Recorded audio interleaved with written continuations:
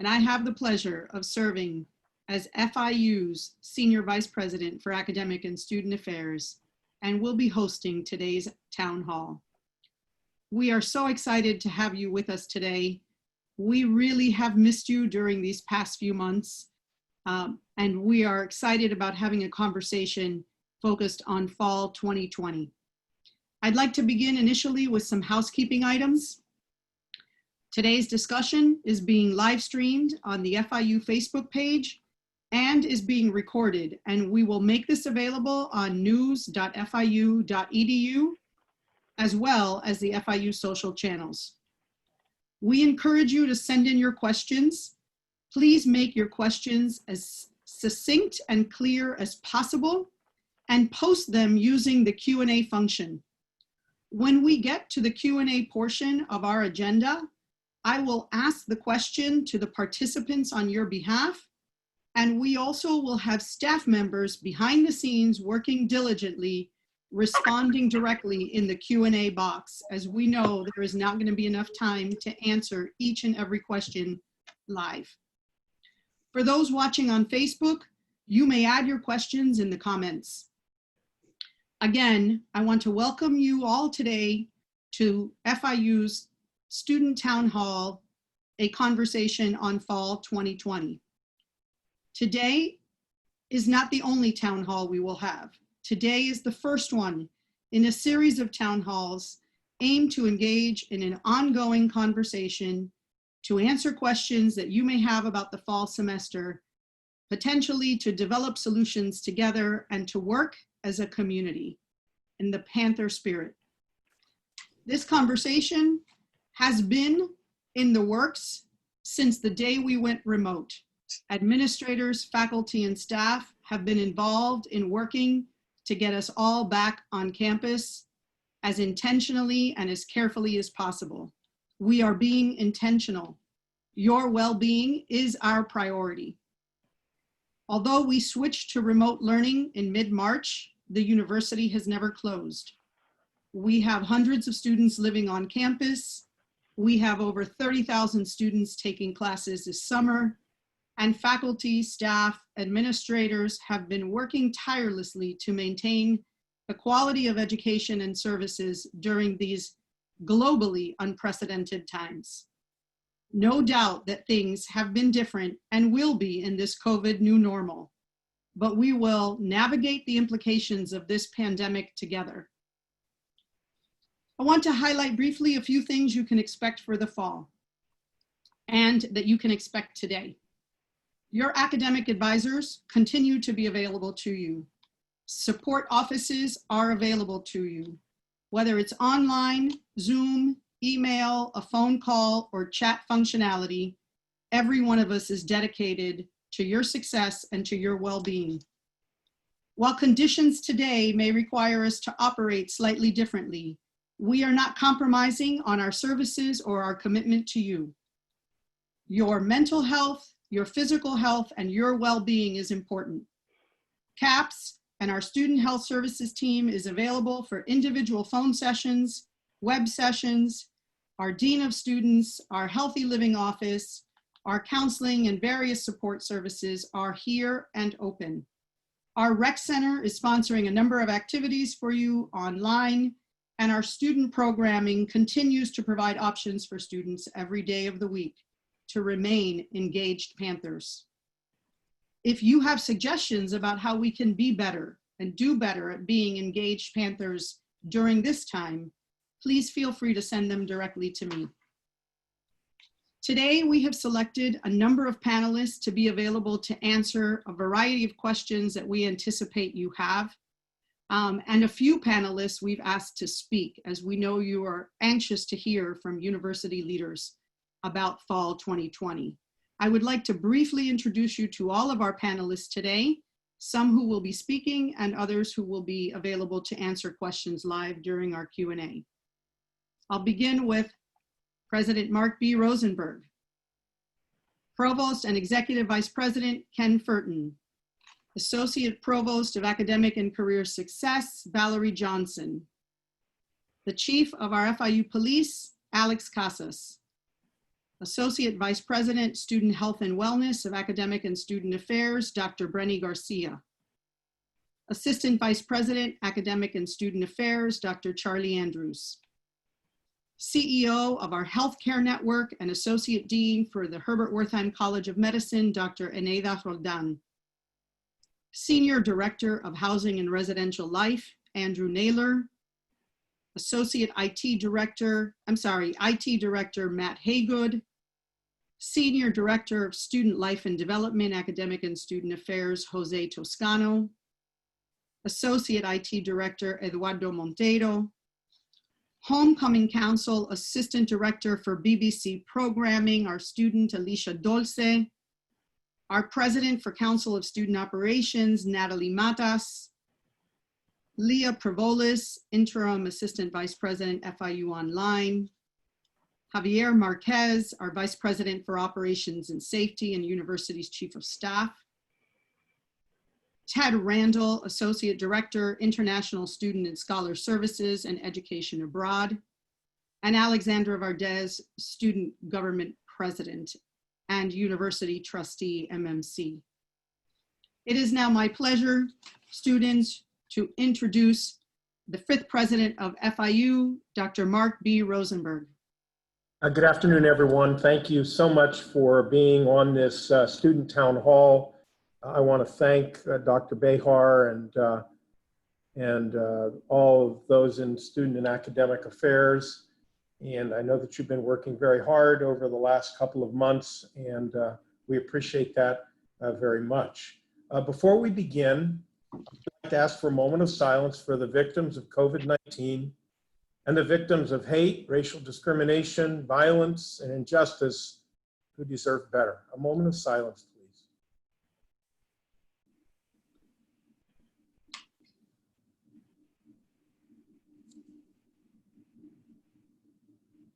Thank you. So these are difficult times, and I want to assure you that we can work a lot harder and a lot better at being better. We understand that. And that in part is why we are here today to listen and to learn. Many of you have worked very hard to set up these and other town halls, and I promise you, all of those who have come into the program, that this time will be well spent by you, and hopefully we will take out of this gathering some important action steps and lessons that can enable the working harder to actually be working better. Each of you is here because you care. You care about your dreams, and you have them. You care about your goals as FIU students. You care about your faculty, the professional staff, your classmates. You care about this university, your FIU, and you care about our community. And there's no denying that we've lived through some very, very tough weeks and now months since the COVID-19 pandemic began. And things, even today, remain far from normal. This is a place we have never been before. And I want to thank you for the spirit of collaboration, cooperation, dialogue, discussion. I want to thank you for walking a mile in other people's shoes and trying to find solutions to these, if you will, totally unexpected challenges that we've had. We want to hear from you this afternoon. We want you to feel listened to. We want you to feel considered. And we want to ensure, most of all, that your needs are met and that you return in the fall, whether remotely, in person, or in some combination of the two, that your return is smooth and productive. You see, student success is our priority at FIU. It's why we do what we do. And now more than ever, I can assure you that beginning with me, I'm going to work hard. I'm going to find ways to fight even more for the well-being and the welfare of our students. Student success is key. That's why we're here. And we've gotta, if you will, be even more aggressive in defending our students and ensuring that our students, that you get what you want, that you get the respect you deserve, you get the educations that you need, and you get the prosperous futures that you're here for you, your family, and your community. We want to know what's working. We want to know what's not working so that we can address those issues. If we don't know, if we don't see it, it's hard for us to address those issues that may be frustrating to you, or issues that you're thinking about and we're not. Last week, we sent out a message detailing our plans for reopening in the fall. These are details that I believe will be further fleshed out in our discussion. We've also shared our plans on social media channels, and I want to assure you that all decisions have been made after consultation with health experts and abiding by federal, state, and local health guidelines, which, as you know, are very fluid today, in part because we don't yet know what we don't know about this COVID-19. But it's your safety, your health, and your well-being that's uppermost in our minds. I also want you to know, and speaking, I know, on behalf of the entire university faculty and professional staff, that we remain flexible and ask that you do so as well. You see, this COVID-19 is challenging us on a minute-by-minute, hour-by-hour, day-by-day, month-by-month basis. And we've got to be adaptable and open-minded as we navigate what Dr. Behar referred to as this, if you will, this new normal. So I look forward to hearing your questions and suggestions. Going to be taking notes. We're going to have a follow-up meeting immediately afterwards. Your instrumental your input is instrumental to us. But before we begin, let me take a moment and share with you some things that are going on at the university that I'm very proud of and that really give testimony, give witness to the fact that to the point we never closed, but not only that, we take great pride in maintaining our momentum. We never give up on things. That's who we are. So let me share with you some slides, if you will. I want to first of all thank Alexandra Valdez. She's on the conversation this afternoon. Trustee Valdez was just introduced to you. Alexandra is the student government president, and she also now is a voting member of the board of trustees. So welcome, Alex, to your new position of leadership. Thank you so much.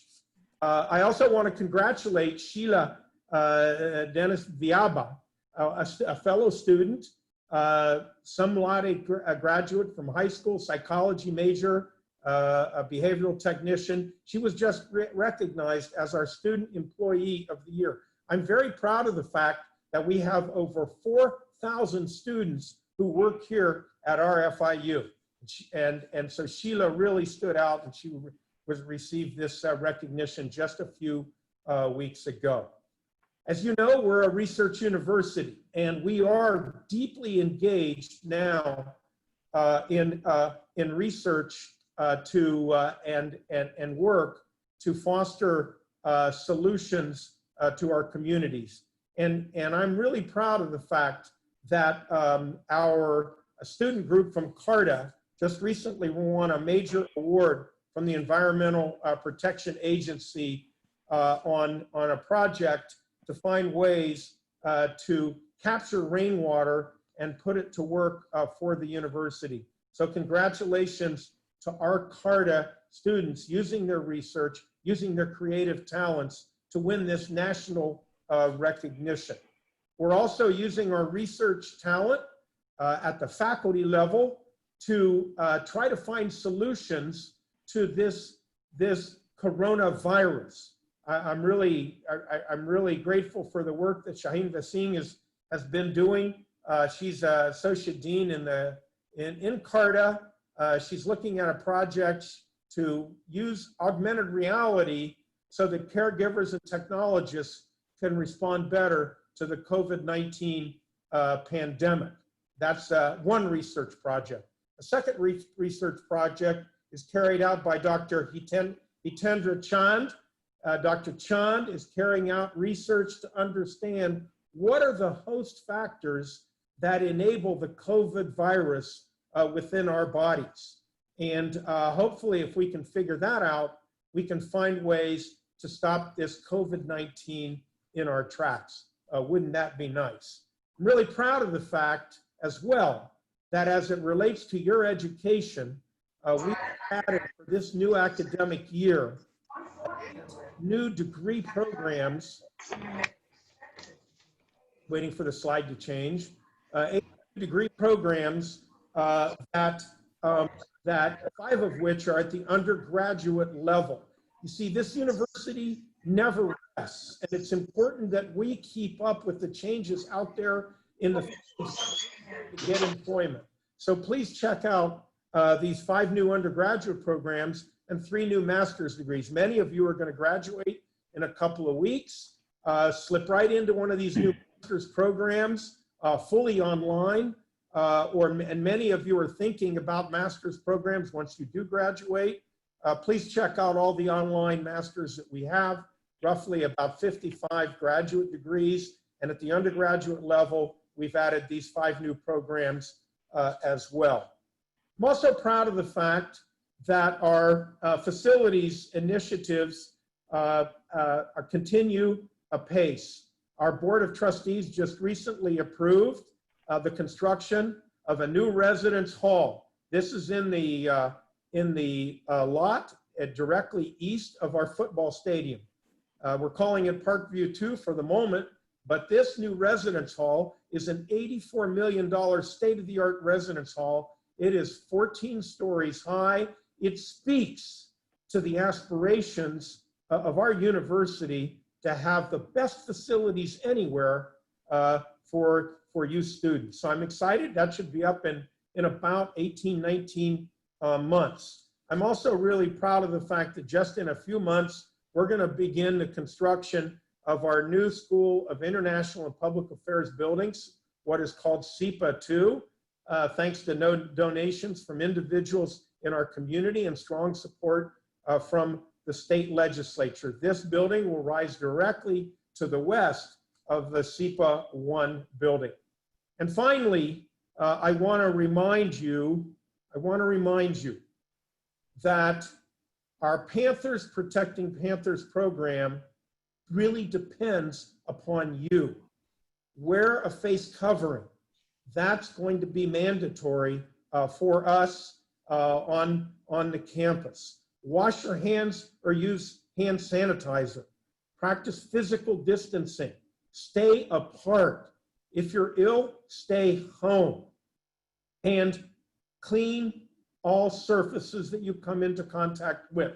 If each of us can take responsibility, we can ensure that we stay healthy, that our faculty and staff stays healthy, that our university community stays healthy, and that your families stay healthy. This is so important. We do not know how long this is going to last, but we got to get better at better.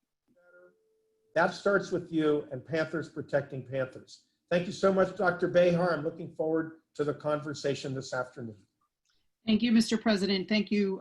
It's always helpful. It's always insightful and inspiring, and we're always grateful for your leadership and your guidance.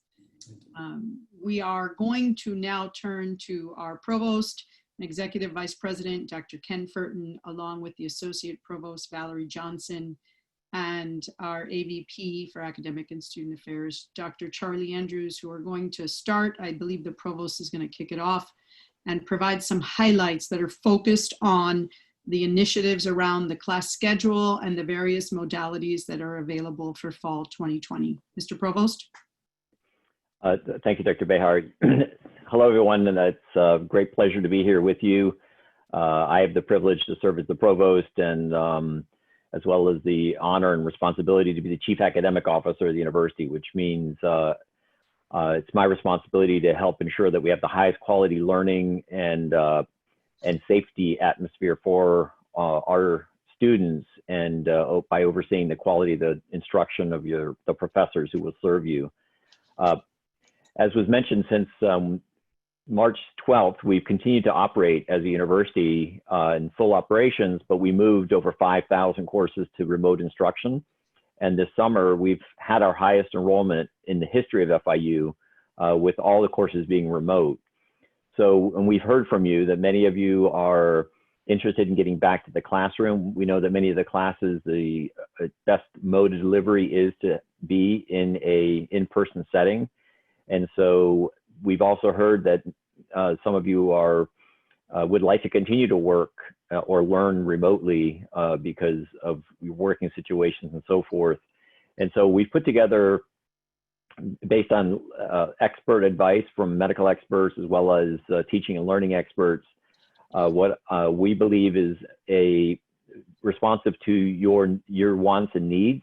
And what it involves is that of about over 6,000 courses that we will have this fall, around 1,700 of them will be available in in-person settings or in a blended setting.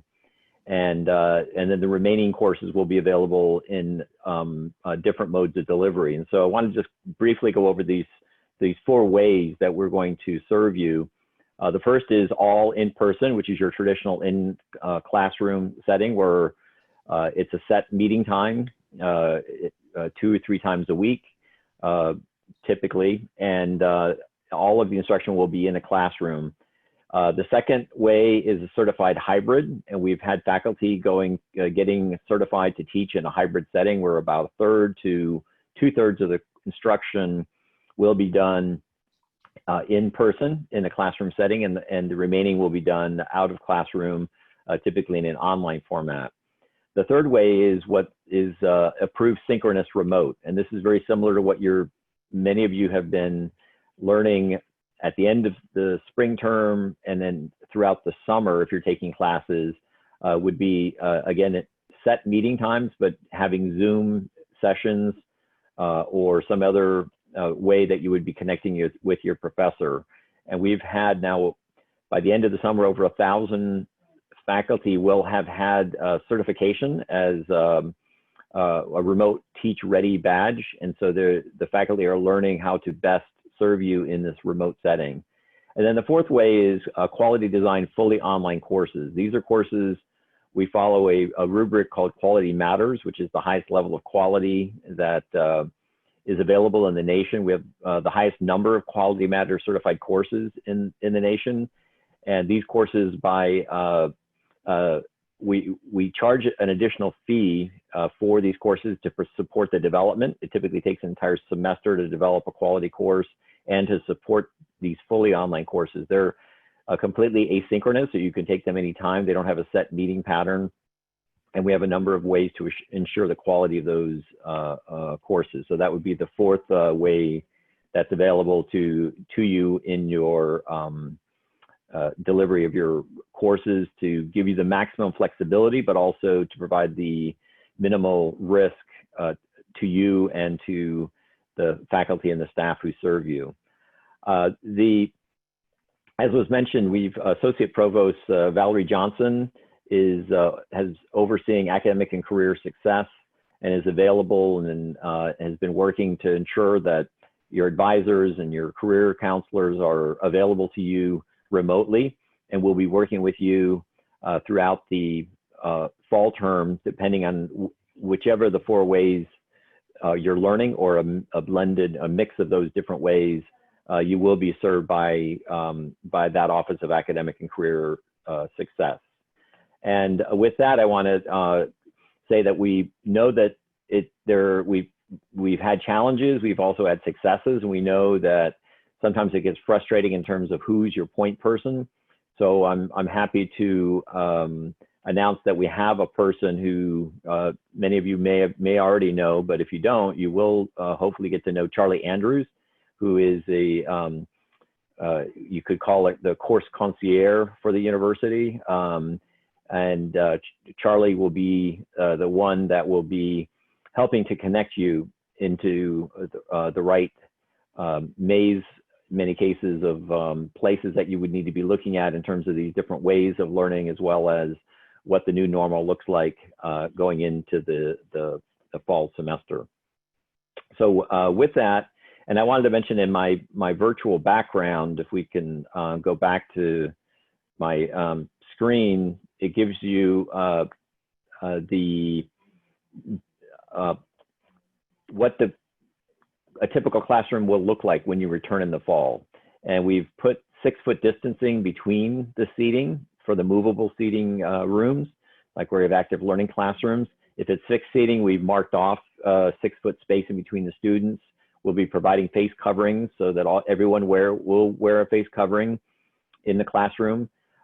We have Zoom enabled or video enabled over 270 classrooms, or we will, Matt's probably cringing a little bit, but we will by the beginning of the fall have these Zoom enabled classrooms, which will allow, if you need to not be in the classroom for a period of time, you can still learn remotely through the Zoom enabled classroom, or if a professor needs to not be in person for a period of time, they can actually teach with these Zoom enabled classrooms. And we've also have a very elaborate procedures in place relative to screening and testing and tracing and disinfecting to ensure the safety while you're actually in these courses. So with that, I think the next person up is going to be Charlie Andrews. Good afternoon, Panthers.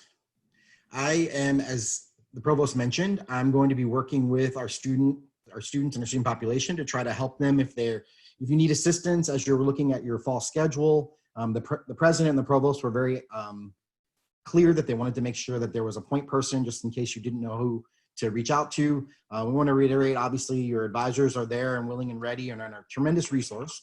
But if you are struggling or you have questions and you're not sure what to do exactly with your fall schedule, or you need some guidance, we've developed Ask Charlie. Easy to remember, that's my name. And so this website, which is very easy to remember as well, askcharlie.fiu.edu. So if you have questions or concerns, or you need some guidance, or you need to be connected to the right person to help you, if you go to the website, askcharlie.fiu.edu, you'll find a lot of good information. It's not just a way to connect with me. Obviously, you can connect with me on here, but you'll notice at the top, there's resources and FAQs. A lot of those resources are specific to, COVID-related items. The FAQs are specifically the ones related to fall schedule and the way courses are going to be taught. But one of the main reasons we created this is if you click on Ask a Question or on the Bitmoji, the click here under the Bitmoji, if you click on either one of those, you'll be taken to this site. You see this Bitmoji has more hair than I am, but I do, but otherwise he looks kind of like me. And so you can fill out your information right here really easily. Just tell me who you are and what your questions are, or what you need assistance with. And I will be able to then take that information, look over it, get back to you, potentially connect you with somebody, an advisor or someone else. So we want to, promote this as an option for you if you're struggling or you have questions or are concerned specifically about your fall schedule and getting that settled. So please, use that site. They're also on the site. If you were to click on the fall 2020, you'll see information. This aligns right with what the provost was mentioning. The 4 ways, we kind of, used some different wording here just to make it shorter and simple. Obviously, in-person is the all in-person option. Hybrid courses is, the certified hybrid that the provost mentioned. Our approved synchronous remote, we just have remote here to keep it simple. And of course, fully online are those quality design, fully online courses. So there's information here on the site. If you scroll down, you would see this. There's a video on here that you can watch about what to expect. You can download this guide as a PDF if you'd like. So those are all ways to kind of get more information on this, including this infographic that I think is really helpful for students. You'll notice also there's a schedule link on here where you can click on your schedule. There's also a My Schedule at the top of the website. If you do that, our wonderful technology folks have developed this. If you click on that, you'll have a pop-up and it'll ask you to put in your credentials just like you would on MyFIU. And when you log in with your credentials, it will provide another way for you to view the classes that you're currently enrolled in and the ways that they're going to be offered. So you'll see several notes on here. There's a note on here to keep in mind that sometimes if you make a change, it may take a couple of hours for a few hours for it to show up on here. But then you also if you need to make changes, you have to go to my.fiu just like you always would. But you'll notice here, this example, religion, intro to religion, it says in person. We didn't think it could be any more clear than that. It would say fully online or remote or hybrid right there by the courses so that you can see this as well as the other information. So this is going to be a helpful tool, hopefully, for students as well, as along with my FIU. And just to end, we'll go back to just the main view. If you log in to askcharlie.fiu.edu, if you go to that website, this is the view you're going to see. You can use all the links on the top or simply scroll down. It's all on one page. So we're hoping that this is something that will help you out. If you have questions or concerns, we just want you to remember to ask Charlie. Thank you. Thank you, Charlie, and thank you, Provost. We recognize that and appreciate that this is so helpful, that this information is dynamic, trying to stabilize a class schedule that you had all prepared for as students in January and February and through your degree audit work, actually maybe a year ago, right? We've always talked about from student success, have a plan, execute on that plan. And part of the challenge with COVID-19 is we're going to continue to execute on that plan, but we may just have to make some shifts in strategy for the short term. So I'm thrilled that we've been able to launch Ask Charlie and work with Charlie on this. He and I and everyone on this team and every unit across the university is dedicated to the goal of student success and your student progression and completion goals. So thank you very much. I want to just remind everybody on today that questions are being answered live. So please check the website. Questions are being answered. We recognize there are a lot of questions. And so you can go back and check to see if your questions have been answered, and we're saving a few of them to be answered during the formal live Q&A. As the president noted, and certainly we've been emphasizing, and we don't really even have to tell you, you are all Panthers, and you are aware that COVID presents significant challenges. We are really fortunate to have with us and a member of our team, Dr. Eneida Roldan. She's the CEO of our FIU Healthcare Network, which manages FIU Health, which is the clinical practice where FIU clinical faculty provide medical services to students, and also to the faculty and staff and to the community at large. We've asked her to join us. She's been part of our repopulation plan. She's been part of our planning and guidance from a medical and science and health perspective. We've asked her to come and speak with you today. She's a pathologist by discipline, but has spent over the last 2 decades focusing on healthcare systems and management. And we all know this is something to be managed as we move forward. So we've asked her to speak to you and all of us and engage in a conversation around the expectations of our community. Our Panther community includes students, it includes faculty, it includes staff, it includes visitors to campus, vendors, contractors, etc. And some of our expectations as a result of the science and the medicine that are as a result of the pandemic.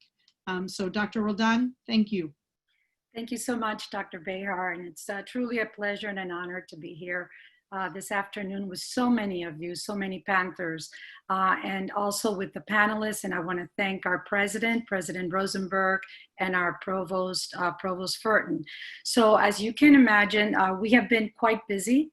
Since we went remote, your FIU leadership has been working diligently to prepare all the necessary steps to align to this pandemic. This pandemic that basically has changed the lives of many, not only the lives in academia, but in business and in the lives of families as well. Pandemic that is caused by a novel virus. This virus is called coronavirus. COVID-19 is the illness that is caused by coronavirus. It is a virus that is spread from person to person. It has spread throughout the world. As we know, this is global. This is not the US. The symptoms can range from mild to no symptoms, and we know that now we are seeing more asymptomatic positive COVID patients. So it can range from a very mild to no symptoms at all to very severe. And as we know, there have been many, many that have succumbed to this virus, especially the vulnerable population that we know, those that are older than 65, those that have also comorbid conditions, and that basically don't necessarily have to be over 65. So it is a virus that we all need to be well aware of. How does this virus spread? And this is very important because the tools that we have in place right now, is very important for us to take personal responsibility to have them all in place. It's the only thing that we have for prevention right now. You can become infected by coming in close contact with individuals. What is the definition of close contact? As Dr. Behar stated, we are following health and science. Close contacts means anyone that is less than 6 feet for more than 15 minutes. Why is that? Especially if you're not wearing a mask. This type of virus is transmitted through droplets, through respiratory. So therefore, as you are having a conversation with someone that is in close contact, you may be infected with this virus. Anyone that sneezes, that's why it's important. If you feel you have an allergy or you may have a cold, it could be an allergy, it could be a cold, but could also be a virus.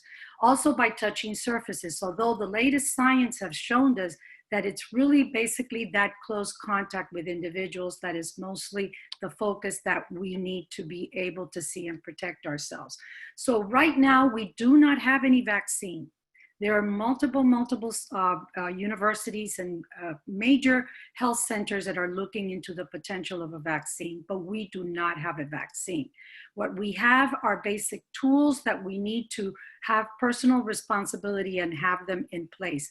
And what are those tools? Well, first and foremost, our goal is to educate through health and science. That is extremely important. You're going to hear myth, you're going to hear things, and unless you pick up what we all know, which is the internet, and look at those places such as the CDC and other evidence-based sites, it is what is important. We are all in education. You are here to learn. So education starts with us.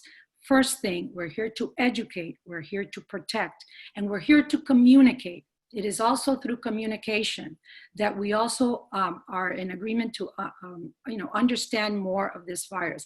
This virus is changing day to day. Who would have told us 10 days ago that we would have been over 20% in Miami-Dade County of positive COVID patients? Just in our testing site, which again, we're very proud of, FIU, Panthers have said yes to this community and have been at a testing site where we have tested over 22,000 Miami-Dade residents. And that is something that you have to be very proud of. A true collaboration of a private-private partnership with the county and labs. So again, we're here to educate, we're here to protect, we're here to communicate to our Panther community how best to stay healthy, to protect oneself and others. So in doing so, what are we committed to? We're committed to health and science. Again, not to myth, not to hearsay, but to health and science. And we know that currently, yes, we have more questions than answers, and we will continue to have more questions than answers. But this is, like our president said, this is a very fluid situation. We need to be flexible. And in flexibility, we need to align to what every day we are communicating to you. And you have to know that we, not only as your FIU leadership, but also in collaboration with many colleagues that we have in a health committee that we have formed, we are here to let you know how best to stay healthy. So what are those steps? First and foremost, wear your mask. Wear your mask. Panthers protecting Panthers. Next, wash your hands. Something as simple as what we grew up saying, wash your hands before you eat, wash your hands before you go to the restroom. Now we have to do it more than anything. If you don't have water and soap, then go to the sanitizers. You will have sanitizers available. Stay beyond, within more than 6 feet of close contact. Now, as you wear your mask, we understand that there are areas of the university that may be impossible to stay or very, very difficult to stay within 6 feet. This is the reason why wearing the mask is so important. That is your barrier. Because we know this is respiratory, the barrier to getting infected is those masks. So staying, social distancing, wearing your mask, hand washing, all right? And more importantly also is you need to stay healthy. How do you need to stay healthy? We are entering into the fall. We know that the fall we get a very high prevalence of the flu. Get your flu shot. Make sure that you eat well, that you maintain well hydration, all the healthy things that we know. So it's extremely important that you follow those. So I just want to say today, I'm here to ask the many questions that we all have, but they're basic tools that we have actually developed for your health, for your safety, but more importantly, for the safety of all Panthers. So today I thank you, Dr. Behar, for having me to, to address our students, our family, and more importantly, to let them know how best to stay safe. Thank you. Thank you. Thank you, Dr. Roldan. We appreciate you and all that you've been doing for our community and for the community of South Florida. One of the things that Dr. Roldan focused on was Panthers protecting Panthers and communication. And I'm proud to say we have over 1,000 students and visitors here between Facebook and Zoom. And we probably have others that are watching as well.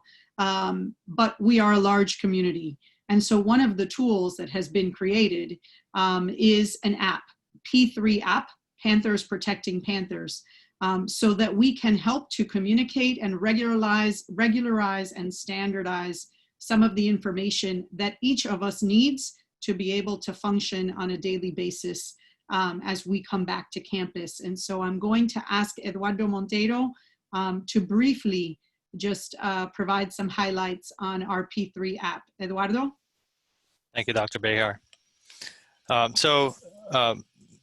We're going to, the Division of IT has been working along with the committee in charge of Panthers Protecting Panthers to develop this app that is going to provide students with a tool to perform non-invasive screening and to be able to comply and have a way to remember and get more information about what are the guidelines that we expect everyone to follow when coming onto campus. So this application was developed. It's available for iOS, Android, and also as a web accessible, just a website that you can go to and fill out a questionnaire. Next slide, please. All right, so students, faculty, and staff will be asked to fill out a safety screening checklist, which is a series of questions that are going to be asked about symptoms that the person may be experiencing. And depending on how the person answers those questions, it's going to give you a set of instructions. Either you're going to stay home, or if you're going to have to seek additional testing. And this questionnaire is also available in multiple languages. So it's English, Spanish, and Creole. Here's an example of some of the questions that can be asked. This is still under development. We have a beta test population. We're in a pilot with students and faculty and staff that are giving us constant feedback. These questions are coming straight from the CDC guidelines for questions. And they will ask you about how you're feeling, if you've been in contact with other people, and so forth, any symptoms that you're currently feeling right now. And the students who do report symptoms and they fail the questionnaire in a sense that they should not come to campus, there will be additional instructions on what they should do depending on what types of symptoms that they present. And there will be an informational website that we're building along with the app that's going to be working together with this app to give the next steps to the students. There's going to be an aspect of a contact tracing team that's going to follow up with students. We're still developing that guideline on how these cases are going to be handled, but this is an active development, and you see a lot of more information coming very soon. So if the students are not supposed to report to campus, or if the students are supposed to report to campus, if they can report to campus because they have no symptoms, there will be additional information and follow-ups to make sure that they understand what they're supposed to do to comply with the Panther Protecting Panther guidelines. Thank you. Thank you, Eduardo. This P3 app is going to be very important, as what Eduardo said, and will As we continue to have subsequent conversations, town halls and updates, we will provide additional information as it gets developed and goes live. We are getting ready for the Q&A portion. I'm being told there are a number of questions around housing and res life. So I am going to ask our Senior Director of Housing and Residential Life, Andrew Naylor, to speak 1 or 2 sentences. We're going to answer the questions on the chat, but he can provide a very brief overview on housing and res life for fall 2020. Andrew? Thank you, Dr. Behar. Good afternoon, Panthers. I want you to know that both FIU Housing and Residential Life and Bayview are excited to welcome students back to housing at FIU this fall. We are taking steps to promote healthy living and physical distancing, and you can expect virtual programs and activities, enhanced cleaning, and a staff who is here to make this the best experience possible for students living on campus given the limitations imposed by the pandemic. Thank you, Andrew. I'm looking forward to it. I truly am. And with that, we have similarly a large number of questions around student programming and student events. So I'd like our Senior Director of Student Life and Development, Jose Toscano, to provide a brief overview. Thank you, Dr. Behar. As for student programming, we will continue to host our events virtually, so I encourage all you students to come check out our traditional FIU events, such as Week of Welcome, our student programming speakers, club fair, and Greek recruitment in a virtual environment. In addition, at both campuses, MMC and BBC, if you want to meet your student leaders in SGA, BSU, SOC, or CSO, they will be all done through Zoom. So please keep an eye out as we get closer to the fall so you can check out the dates, times, and the Zoom links for those meetings. Thank you. Thank you, Jose. And I'm going to recognize that we have a number of questions on Q&A from international students or from allies of international students around the guidance that has come out from the federal government earlier this week. We are working. I'm going to answer the question, and it's a follow-up. The president sent out a communication. FIU Panthers, read your FIU email. The president sent a message to the entire university community, inclusive of students, that we are dedicated. Okay, we are working through that guidance. We have a team behind the scenes trying to understand what the next steps are going to be. We were going to be intentional. We are committed to you. We've been committed to international students and international student development since our very first opening, and that remains unchanged. So we will be providing some guidance as early as next week, hopefully. We are identifying all the F1 students, all the international students are here. We're behind the scenes looking at what you're registered for and what accommodations and what changes would need to be made. We're going to ensure that you can complete your programs, and to the best of our ability, while we're ensuring this program completion, that certainly remain compliance with visa requirements.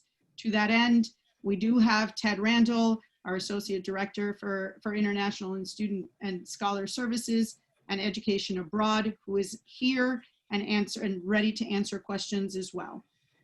With that, as we approach the live Q&A, I'm going to ask our student body president and trustee, Alexander Valdez, to provide just a few words from the student perspective. Alex? Thank you, Dr. Behar. Thank you, President Rosenberg, for that introduction. So from student government perspective, we're working very hard to provide students with the engagement experience that they signed up for and that they deserve. We're really thinking outside the box and preparing for the new normal that's virtual reality. We also want to assure that we're not only focused on the engagement aspect of students, but the advocacy aspect as well, and making sure that we give them a platform to be an advocate in their community. So we're very happy to, and working very hard to be able to provide students with all the resources that they normally would have. Thank you, Alex. We have Alex as a representative, as a student leader for SGA and our trustee but we are fortunate. We are truly blessed that we have student leaders across so many organizations, both centrally and across the colleges, that we can rely on and partner with and work with. So we're looking forward to doing that. And please don't hesitate to reach out to any single one of us. And so with that, we are going to begin live Q&A. The first question actually goes to Provost Furton. Will attendance be mandatory for in-person classes?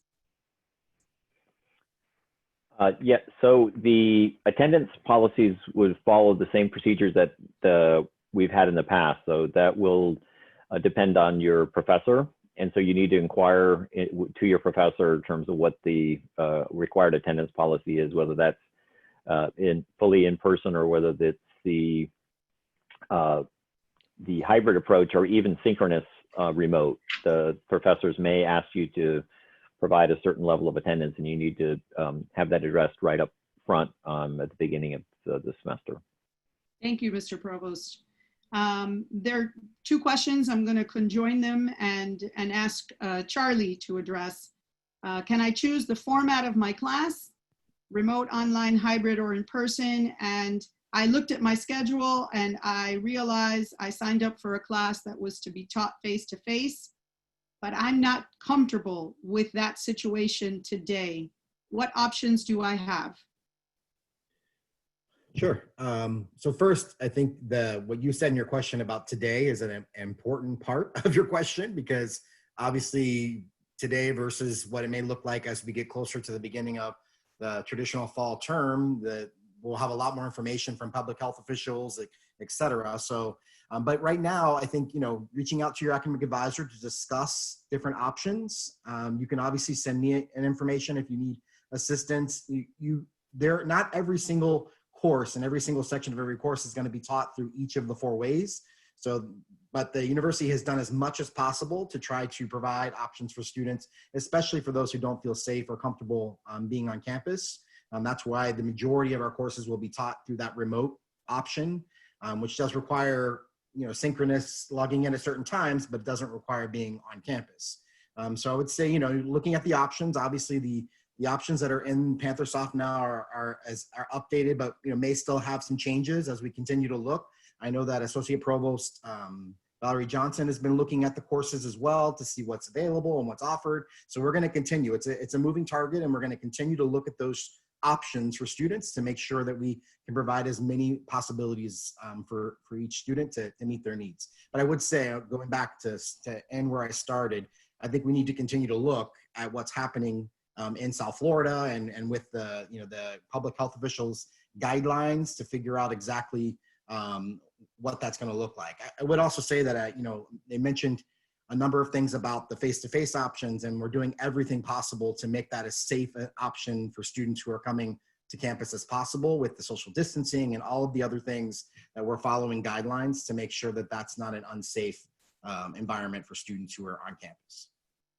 And maybe if could I add to that possibly?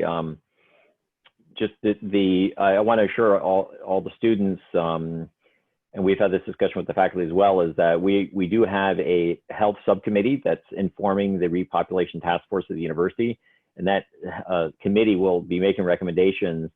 As Charlie says, right now we're planning to start August 24th, but we will be consulting with all the local health authorities and deciding exactly when that face-to-face can not only start but also continue. So there's Dr. Roldan could probably weigh in on this, but there's probably I would say a very real possibility that we may be going face-to-face and then going back to remote for a period of time. And we will do that by informing based on data, based on science, to ensure that you're safe. So it's not that if you're in a fully face-to-face or in a hybrid class, that once it starts, it continues throughout the entire semester. It's going to be based on the local conditions in terms of whether that will continue that way.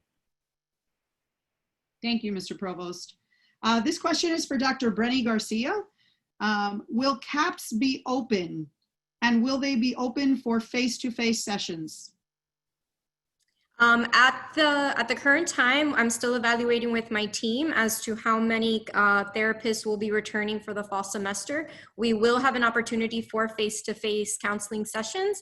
However, our primary method for appointments will continue to be telehealth, just to minimize contact between our therapists and our students. However, for anybody that's having an emergency issue or somebody who cannot have a safe place to have a session, whether it's at home or on campus, and you don't have that privacy that you need to have an appropriate conversation, we will be permitting face-to-face sessions. You just need to have that discussion with the appointment team when you call, but we will be sending out more information in the upcoming weeks via our social media channels, so please stay tuned to that. Thank you. Thank you. This next question is for Jose and possibly for the students, Alex, Alicia, and Natalie. Will there be student programming in the fall, and what will that look like?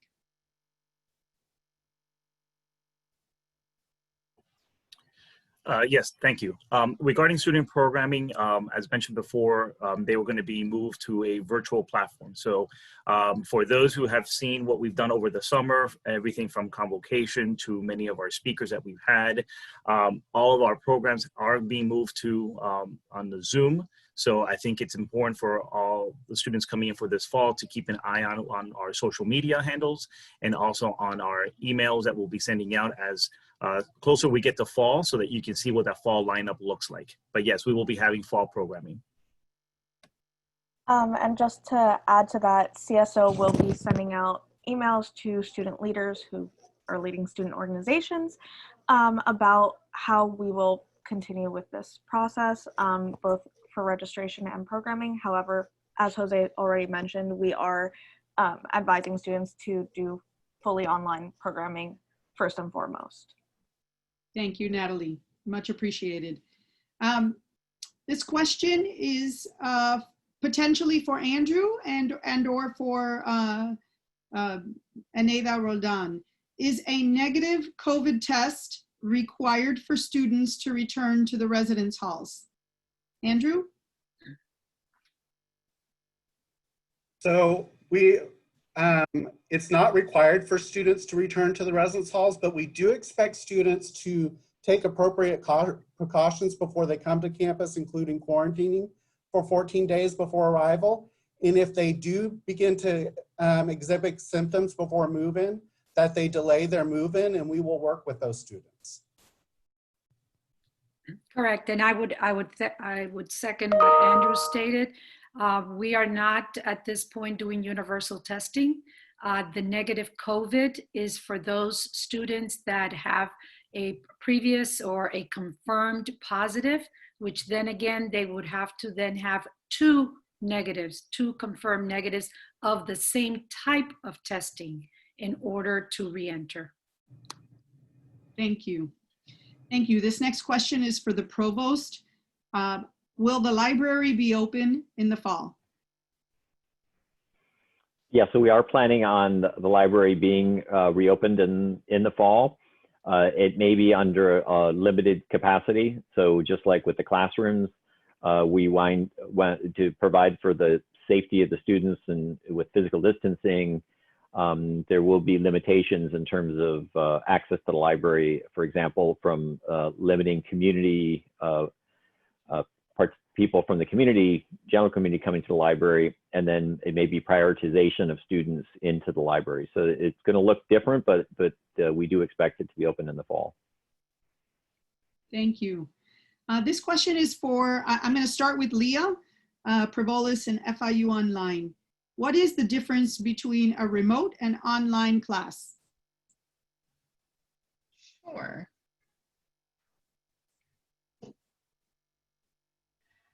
So the main difference, remote has the synchronous meeting patterns. So as you register in PantherSoft, the meeting times are there and the professors will hold lecture or class during that time. Fully online courses don't have those meeting patterns, and they are designed for those that need the flexibility of having a course to be available on demand, they have commitments or lifestyles that will make them hard to meet at scheduled times. Perfect. Thank you so much. Appreciate it. We have a number of questions as I'm glancing them around, and I'm going to ask first Dr. Garcia and then our VP for Operations and Safety, Javi Marquez, who's been actually leading some of the initiatives statewide with repopulating campuses. And then if need be, our Chief of Police. So this is going to be a group effort. But there are a number of questions that if we aggregate them are around how do we address members of our community who do not follow the social distancing or physical distancing guidelines, who may not be wearing masks. How is that going to be addressed if they're students? I'm going to start with Brenny. Sure, thank you. So that's also something that we are currently finalizing because we need to be in coordination also with our human resources team because some of our students are student employees. So there's a little bit of overlap there. However, all of you as students, via the new student code of conduct, there is a section at the end of the code of conduct that relates to failure to comply. So that relates to any university mandate. So should you not follow an institutional mandate, in this case, we are mandating face coverings while you are on campus, you would be in violation of the student code of conduct. So anybody, whether it's a professor, a fellow student, your supervisor, etc., sees you not complying with our regulations, they can report you to student conduct and academic integrity, and we would follow the adjudication process through that. Again, we will be formalizing this in more detail so you understand what the possible violations could entail, but that is part of the code of conduct. Thank you, Brenny. And to Mr. Marquez, how will certain high traffic areas like the entrances and elevators in the housing blocks be changed or organized to be able to protect students who are on campus? Sure, thank you. Good afternoon, Panthers, and thank you for giving us this time to be with you today. So I think I'll touch on a few different issues and bring them all together, but I think that the most important thing to all of what we're trying to do in changing our culture, the key is going to be education on one end and communication, and at times it'll be over communicating. We'll be doing that by communications that will be targeted to students, that will be targeted to faculty, staff, and the university community as a whole. But a lot of this will be attained by signage that will be deployed throughout the campus, throughout our housing quads, throughout our buildings, elevators, just about everywhere where we have high traffic or any traffic areas on campus for that matter. But we're going to be trying to control that through, for example, changing the culture of, for example, if you walk through the Graham Center, there'll be arrows that'll point you in one direction, similar to how we navigate traffic, right? In different directions to minimize the contact between individuals as they navigate through these areas. And working, again, while we will have, policies in place or procedures in place on how to address non-compliance, I think that the most important thing is to have those tools available to us, but the intention is not to, go to compliance immediately. The intention is, above and foremost, is to educate our community on what the expectations are and the importance of keeping each other safe. It's not about, going and figuring out how we're going to discipline individuals, but on educating them on the importance of why we're telling them they have to wear a mask, why we all have to wear a mask, why we all have to physically distance. And it's all about everyone's well-being. So I think we're going to focus the majority of our efforts on education and on communications. But rest assured that we will have, the means in place to address those that choose to disregard those procedures. And Thank you. Dr. Behar, one final point to make is the police department will be here to make sure that there is compliance, and any individual refusing to comply with the policy and the rule to wear face covering will be removed from campus. We do that to make sure we have a safe campus, a campus that is as safe as possible, and those individuals will be asked to leave campus. Perfect. Thank you. Thank you so much. This is a team effort. And I wanted to certainly, we wanted to address the compliance question. We're hoping that together we're focusing on the community, and as the Vice President Marquez said, the community and the educational aspect, and working together. The last thing we want to do is to not be able to be on campus.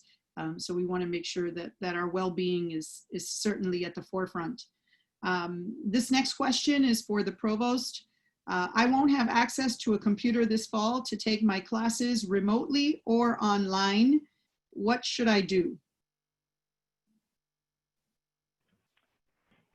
So if you require a laptop, you should ask Charlie, and we'll follow up and try to, we will get you the appropriate technology whether it's a loaner or in some other format, to make sure that you have the technology.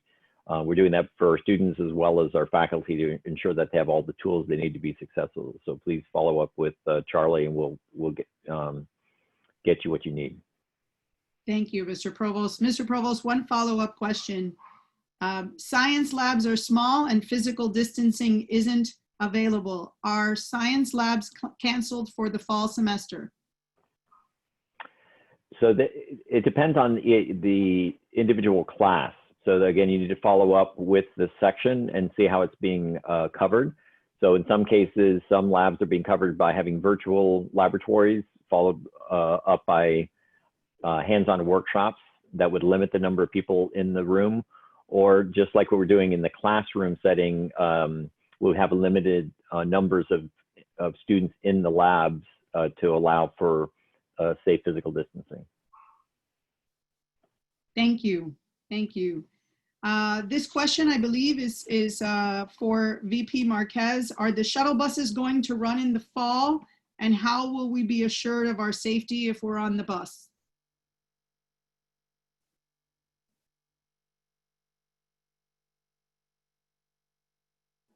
Can you hear me? We can hear you now. Sorry about that. Yes, the shuttle buses will be running in the fall. That is our expectation. And we will, they have already been actually adjusted as we wait for the fall to begin, but physical distancing will be, measures will be taken on all of our buses and CAT services. So what that means is that we will have additional buses or shuttles on hand to address the capacity, the less capacity we're gonna have on the existing shuttles. Expectations are that masks will be worn at all times as well. And, yes, shuttles will be running in the fall. Perfect. Thank you. This question is for Ted Randall. I am an international student and I am very nervous. What should I do and who should I contact? All of my classes are showing today as being online or remote. Okay, great. That's a great question. We're getting a lot of questions about that from our international students. My first recommendation is to check the International Student Scholarship website. We have a robust section there that explains how all of the immigration regulations are interpreted and applied to you as an international student. So I think that any students with concerns about their enrollment can reach us either through our virtual office or through making a virtual appointment, and also consulting our website. So we're here to help offer the guidance that you need as an international student to be properly enrolled for the fall, so that you remain in compliance as an international student with immigration. Perfect. Thank you, Ted. Appreciate that. I want to just make a pause for a brief little commercial here. I want to let everyone know that and particularly the students, that the slides that you've seen during this presentation will be available after the town hall, as well as the recording via our Facebook page. And we have, in addition to what we've been answering live, we have already answered over 200 questions via the Q&A chat. So way to go, Panthers. Hang in there with us. And we've answered dozens of questions as well via Facebook. So hang in there with us. We're trying to get through as many questions as we can. I'm going to read this question and I'm just going to go ahead and answer it myself. That's called executive privilege. If I'm a student with immune compromised situation and my classes are face-to-face, how can I change them to remote? Everyone repeat after me. Ask Charlie. Let's send Charlie a note. right? And we will work through adjusting your schedule to make sure that you are as able to succeed as possible, and have a schedule that comports to your physical needs. So we want to make sure that you have that. We want no one to panic at this point in time. It is July. We are being intentional. We are being thoughtful. As I think a number of us has said, the situation is dynamic. The part of of COVID that is the novel, it means that it's new and we're learning every day. So conditions may change, and we're learning with you. So the next question is, I do not have a mask. How can I get one? And I think I am going to have our Chief of Police, Alex Casas, answer that question. This is from a student. For students will receive one free face covering prior to their coming on campus. And right now we're finalizing the way to accomplish that, but it appears it will be a curbside distribution where students will be given, they'll be able to select the date and time that they want to come on campus to receive their face covering curbside. And for those that aren't able to do that, there will be an ongoing method, whether it's various locations or dedicated vending machines for this, so they can do this in an ongoing way. And again, one face covering free of charge. Beyond that, students will have to obtain their own. Perfect, thank you. The next question is for our Associate Vice President, Joe Pollack. Will the rec center be open in the fall?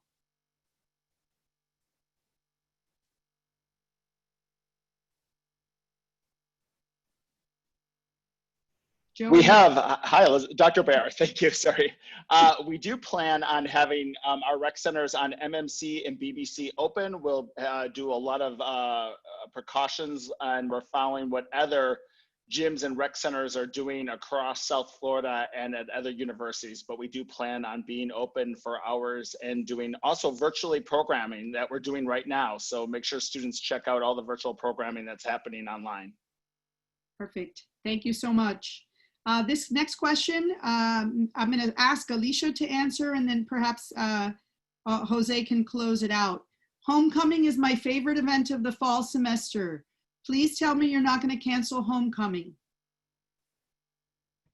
No, homecoming is not canceled. And homecoming is a strong FIU tradition. So I'm working very hard for homecoming to happen. As Jose emphasized, all the events will be online via Zoom. So please check out our social media handles for any updates or anything that's going to be happening in the fall. So yes, homecoming is happening. We're not canceling homecoming. So I think, Alicia, you were having some technical difficulties. I heard yes, homecoming, but a little different. That might be our tagline for the fall semester. Yes, but a little different. Jose, is there any additional information you might want to add to that? Just for all the students to make sure to keep an eye on hc.fiu.edu on where the updates for the fall semester homecoming will be posted shortly. Thank you. Thank you. The next question is for the president. Mr. President, it's more of a comment, but a little bit of a question. Mr. President, thank you for your leadership. How do you work to make these decisions on a daily basis, knowing that everything is changing? Well, that's a really good question. I think the way to answer it is say, first of all, we keep our eyes on the prize, and the prize is student achievement. And that's what matters most. And then how do we get there safely? And truthfully, I've always said about living in Miami and working at FIU, that if you're somebody who needs a routine, a daily routine, this isn't the place. The best we can do in South Florida is a rhythm. And it's a rhythm of change. It's a rhythm of uncertainty. It's a rhythm of ambiguity. It's a rhythm of constant movement. And so truthfully, I feel that our organizational culture at FIU is very strongly embedded in that, so to speak. And that's why the faculty were able to move so quickly. The professional staff have reacted magnificently, and our students have figured it out, you know, in a context of great hardship. So it's that broader context that I wanted to share. But then to answer the question, we have a great team around us. We have really dedicated people at all levels who are very mission focused and purpose driven. And they understand that student achievement matters most. And they understand that we got to find ways to get things done, because if we don't, who will? Now, having said that, we have a lot of planning. I want to thank the provost for a really great academic plan, the provost and the faculty and the staff, called Next Horizon. And that plan is really, it's a 5-year plan, but it's a very strong plan. It's a very strong plan fostering accelerated student achievement and affinity on one hand, impactful research, and fiscal efficiency. So that's on one hand. And then on the other, we are committed. We understand that we have to find ways to get things done without complaining, without wishing we had more resources. And frankly, that's what's been happening over the last few months in a very, very admirable way. Great team, good plan, hard work, a lot of support and creativity coming from our students.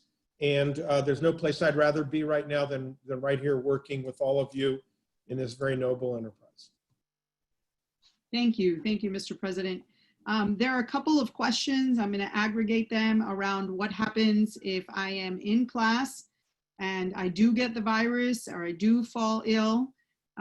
We have a process in place, and Dr. Garcia can elaborate on that, but our student ombuds is available. Sophia Treyes, the student ombudsman, is available to each and every student. If you send an email and you're ill, the first thing is your well-being and your health, and make sure you're under the care of a medical professional.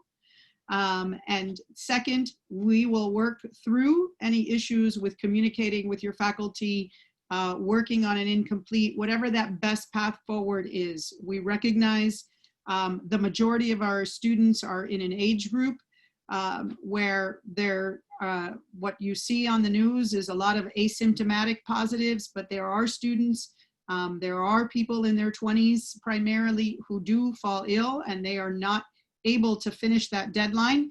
They're not able to turn in that paper on time or take that test, and we want to work through what options you may have that best fit your situation. And Sophia Treyes, our student ombuds, is the best person suited to that. I don't know, Dr. Garcia, if there's anything else you'd like to add to that. Yes, so myself and Dr. Roldan, we sit on the contact tracing subcommittee for the institution. So actually this morning, Sophia and several other student affairs leadership were meeting with our chair, Dr. Trepka, who's an epidemiologist by training, and we were talking on the communication strategy for the students. So as Eduardo mentioned on the app, that will trigger a series of communication strategies with the contact tracing team. So just a few examples, because this could be a very lengthy conversation, but a few examples, right? It'll automatically trigger a notification to your faculty members so that they're aware that you might have been exposed. It'll automatically trigger you to the contact tracing team, and they're going to be talking you through some of your options. And then you will be receiving a communication following up in terms of all of the steps that you need to take to be able to be cleared to return to campus. So just to reiterate, because I know Dr. Roldan mentioned it earlier, if you are exposed or test positive at any point throughout the semester, you will be required to have 2 negative test results and submit that through the contact tracing team. Again, all of that information will be released prior to the start of fall semester, but there will be very clear guidelines for anybody that comes in contact or is infected. Perfect. Thank you so much. Appreciate that. And we certainly want to reiterate, we have a plan in place, but we're hopeful and optimistic that you as students and adults can engage in self-discipline and self-awareness about the virus and about your person, and try to stay as healthy as possible. So we certainly hope that everyone can do that. But we're here to support you if that is, not the situation. And so to that end, we have a few more questions. One of the questions is, how do we advocate as a university for more funding? Are we partnering? So this is a question for potentially the provost and the president. Are we advocating and partnering with national universities on more funding to the state of Florida and to FIU? Mr. Provost? Yeah, so I can say that both the president and myself are on, have regular conversations with our peers at, for example, the Association of Urban Serving Universities, the USUs as they're called. And so there's a number of conversations going on to try to advocate for additional funding. Like the president could, I believe, elaborate further on that. Right. Well, obviously here that building coalitions and collaborations are critically important. In the first instance, we have a collaboration with the University of South Florida and University of Central Florida called the Metropolitan Serving Universities that are the urban universities in the state. And we try to learn as much from each other as we can and to have a common message as it relates to the legislature. We have a great relationship, relationship with the state legislature. They trust us. They understand what we're trying to accomplish. Actually, we had a pretty good year this year, even though there now is basically a 6.5% holdback. But I got to compliment our government affairs team in particular. We have excellent working relationships at the federal level as well. The Florida congressional delegation has been very, very supportive. We work collaboratively with a number of institutions at the national level, working through the Coalition of Urban Serving Universities and the Association of Public and Land Grant Universities. Strong partnerships, for instance, with Arizona State University, with Virginia Commonwealth, among others. And as you know, that we received I'm really grateful to the U.S. Congress because we did receive some strong CARES Act support, 19 million of which we've already distributed to about 9,000 students who were eligible. And we're going to find ways to build more and more resources. By the way, our advancement initiative this year had a record $75 million fundraise. Our Ignite program, which is university faculty and staff giving back to the university, had about a 70% giving rate. You won't find that at any other university in the United States. So it shows that we believe in our own, mission. So there's, and our sponsored research this year is a record amount of funded dollars that bring in. And by the way, we employ nearly 4,000 people based upon the research that we're able to bring in. So there's a lot of different sources of funding, but in the main, we have to get better at being efficient. We have to think through how we do things even better, because we do not want to raise student tuition, and we don't see that going up. We do not want to raise fees, we just have to get better at being more efficient and more entrepreneurial and more aggressive out in the marketplace. We, as I said, we never give up, and we're going to continue to push forward. Thank you. Thank you, Mr. President. We're getting close to our time, so I want to just take this opportunity to thank all the panelists and the team behind the scenes answering all of those hundreds of questions. I want to thank all the students who've joined us today and have stayed with us for our session. This is the first of a series of formal town halls. Our next town hall, student-focused town hall, will occur the week of the 20th. Be on the lookout next week for a date and time certain. And we have a core team of folks who will be hosting live sessions every week after July 20th as we build towards the first day of fall, August 24th, because we know that you're going to have more questions. There's going to be more information forthcoming, and that this situation is truly dynamic, as we've witnessed in just the past few weeks alone in South Florida. As the president said, there's nothing status quo. You find the rhythm, and we'll go with the rhythm. And so if the rhythm is that we meet once a week as a community, we'll do that, or twice a week, whatever it takes, so that you're ready, so that you're prepared to realize the success that we know you can all achieve.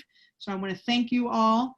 And I would like to ask the president, I believe he wants to say a few words, and let you know that we have answered over almost 300 questions via the Q&A, and we will download the questions and answers and post them on the FAQ website, so that everybody has them. If you had to leave early or if you joined late, we'll have a repository of all the information that we've shared with you today.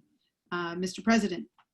Yes, first of all, thank you all for being with us. I'm wearing my mask because I want to reinforce the notion that having a mask and wearing it is critically important starting right now. This is a message that we're not only want to send to you, but also that maybe you can send to your family members. We got to find a way to break this pandemic. If we don't break it, we're not going to be safe. So that's first. Second of all, I'd like to repeat what I said the very first day to our emergency operations group. I asked for 5 things. First of all, to stay calm. That's very, very important, now more than ever. If you can stay calm, you're going to have clarity. If you have clarity, it's going to be easier to make the right decisions that we all need to make. Someplace we haven't been before. Thirdly, if you have clarity, you'll have greater intentionality about how to spend your time wisely, about the right things to do, about helping others to sort those things through, because everybody's struggling now. We also know that flexibility is going to be very, very important. Flexibility in terms of how you manage your affairs.